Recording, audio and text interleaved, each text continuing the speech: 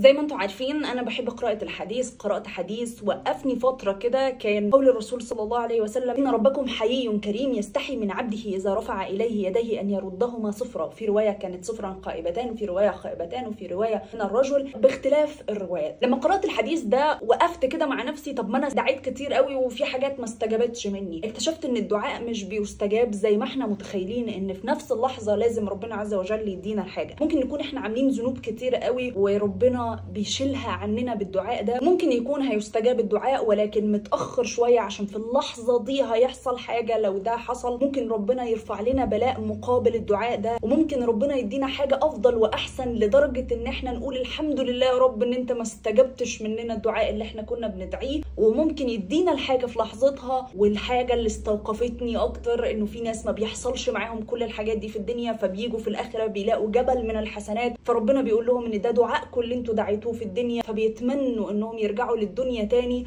ويدعوا على قد ما يقدروا، فربنا ما يستجبش منهم عشان يلاقوا حسنات اكتر في الاخره. بس الحاجه اللي لازم تكونوا متاكدين منها ان ربنا حيي كريم، رب الخير لا ياتي الا بالخير. ربنا هيديك اللي انت عايزه وزياده، ولكن ثق في الله عز وجل وانت بتدعي، وخليك واثق ان دعائك مستجاب. بما اننا خلاص في اخر 10 ايام في رمضان، فادعوا على قد ما تقدروا وادعوا لنفسكم كتير جدا. خليكم عارفين ان في طرق كتيره جدا بنقدر نتواصل فيها او نتكلم فيها مع الله عز وجل، من ضمنها الدعاء. ان ربنا بيحب صوت العبد لما بيدعي، فادعوا لنفسكم على قد ما تقدروا وادعوا اللي حواليكم وللمسلمين. ربنا يرزقني ويرزقكم سعادة الدارين ويفك كربي وكربكم وتحققوا احلامكم كاملة. دمتم بخير.